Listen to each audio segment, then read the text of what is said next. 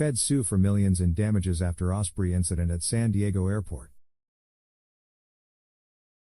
More than 3 years after a civilian skydiving aircraft collided with an MV-22 Osprey sitting on a San Diego runway, the U.S. government is suing several businesses, the airport, city, a pilot and others for damages.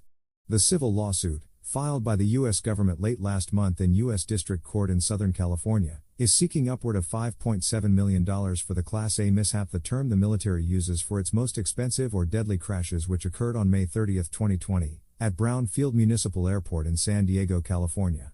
The lawsuit, filed on behalf of the Department of the Navy, names the civilian pilot, Christopher Sanders, TAC Air Ops LLC, a veteran-owned business that helps train the military, Kapowson Air Sports Limited, a skydiving company, the City of San Diego, Brown Field Municipal Airport, and 25 other individuals who are unnamed in the lawsuit.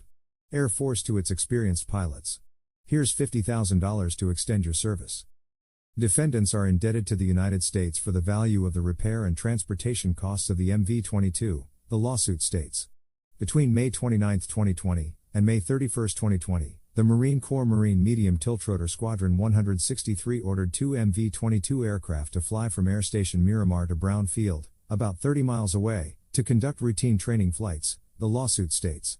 On May 29, 2020, a VMM 163 Osprey aircraft under the call sign Evil I-11 landed at the airport just before midnight and began heading to its usual parking spot, but had to relocate to another area.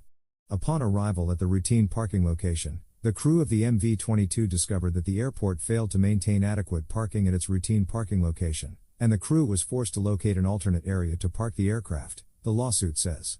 They had to park in a new spot next to several other aircraft, including a de Havilland DHC-6100 Twin Otter aircraft. The plane was owned by Kapowson and operated by Skydive San Diego, which is doing business as TAC Air Ops, the U.S. government said in the lawsuit. The next morning, on May 30th, Sanders, the pilot of the Twin Otter, entered the plane and powered the right engine to 100% and the left engine to 50%. The plane then collided with the Osprey, according to the lawsuit. After traveling more than 80 feet and turning 95 degrees to the left, the Twin Otter impacted the MV-22, the lawsuit states. The damage to the MV-22 included, but was not limited to, the left propeller, the left nacelle and engine, the nose wheel, the wing, and the right propeller blade of the MV-22. No injuries were reported from the incident, according to a Navy Safety Command report. Meanwhile, the City of San Diego and Brown Field Municipal Airport are being called out for the parking situation in the government's lawsuit. The municipal defendants negligently caused the overcrowding and mismanagement of the airport's facilities, which prevented the United States from the use and enjoyment of its rights to use the airport, the lawsuit states. The lack of ground support and oversight during the night of May 29, 2020, caused the United States to be exposed to heavily congested and poorly managed aircraft parking areas, which was the direct, proximate, and legal cause of the damages incurred by the United States. Richard Jackaway, a spokesman for the San Diego City Attorney's Office, declined to comment. "We have no comment on this pending litigation," Jackaway said in an email. An owner for Skydive Kapowson reached by phone also declined to comment.